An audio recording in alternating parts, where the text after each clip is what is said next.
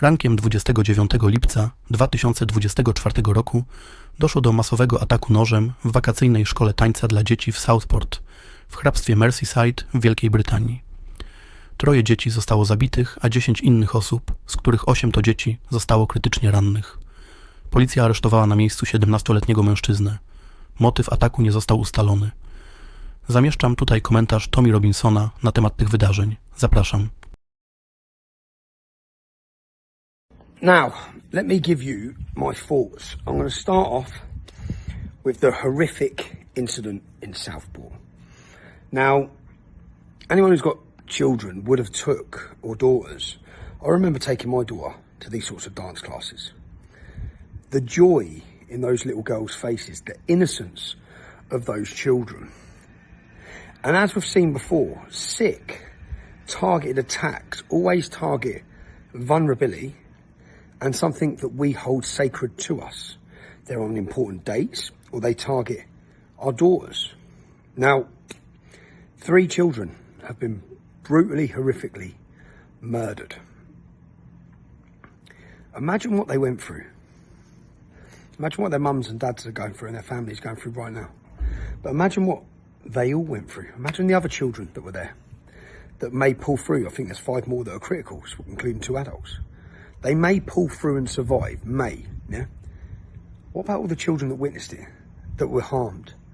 Think of the absolute level of fear they're going to live with now, continued. All of these things. And do you know when situations, so we're hearing now it's mental health. That's what we're being told, it's mental health. Google Russell Square attack. Google it now as I'm talking, yeah?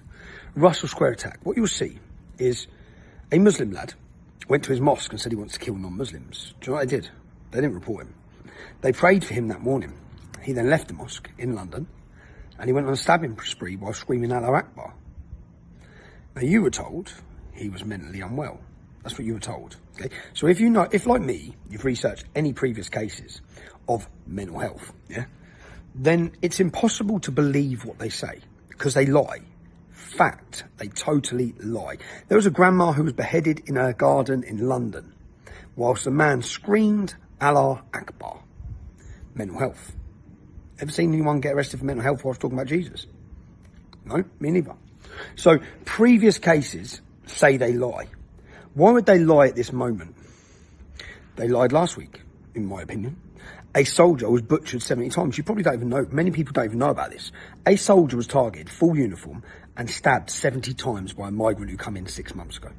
Yeah? But that wasn't a terrorist attack. Even though he didn't stab anyone else, yeah? He simply targeted the soldier. Other people come out. He didn't stab any of them. It wasn't that frenzied. He was frenzied about the man in the uniform, yeah? But that was totally played down, made this much news, wasn't breaking news. Do you know what they made breaking news? So the Muslims, who we now know, probably knew at the start, violently attacked 3 police officers. Now this is where you can see they lie, yeah? This is where you can see they lie, control situations. So a Muslim's kicked in the head in Manchester airport. And after being kicked in the head, 1,000 Muslims turn up at Rochdale police station. Muslims then go on the TV across our country, as well as politicians, demanding justice, demanding that the man is freed from the cells, and demanding the police officers prosecuted, yeah? Otherwise, they will unleash something like this country's never seen. Continued threats, that's all it is, all the time. And of course, at the time, the council, the police, the government bend. So they released the Muslims without charge, said there was insignificant evidence to charge them. Then we get to see the video 3 days later. The lad beats the shit out of 3 police officers trying to do their job. One of them, police officer, breaking her nose. Where's the insufficient evidence? See, there was evidence, but they lied to you. They lied to you because of racial tensions. Now, what have the police said with this latest attack? They're managing the response. Managing what you know. Managing how you're told it. As you've seen with my documentary that I released, they lie. As we saw with the post office scandal, they lie, yeah? They don't give a fuck, okay? They're replacing the British population with hostile, violent, aggressive migrants who will continuously vote for them. And a few, they see it as collateral damage, basically. These children are collateral damage. in towns and cities across the country, all the young white girls getting raped and tortured were collateral damage because Labour will continue to gain power from that block Muslim vote. So they don't give a fuck. In all honesty, your children don't matter to them. They don't care, okay? They don't care. They have a greater plan that they're playing. And it's like a 30, 40, 50, 60-year plan in place. And that is to flood this nation. It's not a mistake. Yeah, they are going to destroy our identity, our culture. They're going to break us all down. That's what's happening. But back to the point. The point is, this may well be an act of mental health, but we can't believe you because you lie about everything. Yeah, even now, everything you lie about. Always bending your knee, all the time. Those Muslims who attacked those police officers need to be sent to jail. The police officer who's under criminal investigation. When you watch the full video, he done exactly what was right. He got battered from behind, as did another police officer, violently attacked, punched their heads in, three of them on the floor. They've got guns. If this dude gets back up, he's getting a gun, yeah, possibly. So he takes them out of the equation with one kick to the head. Good. When you watch it, good. He done the right thing. But, yeah, just, again, just my thoughts on that Southport, man. I think I said on a podcast 2 days before this is going to become commonplace.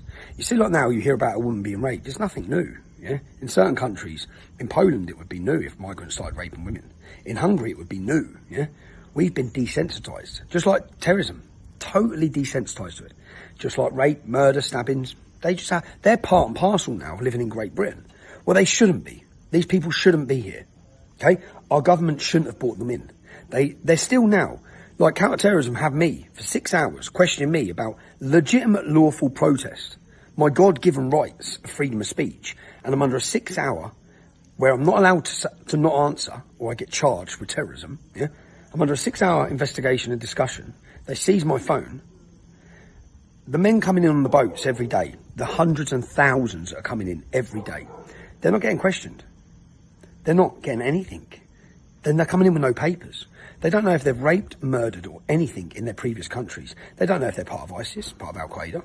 They don't know if they're coming here with sick intentions. They have no fucking idea. They're not seizing their phones. They're not even seizing their phones.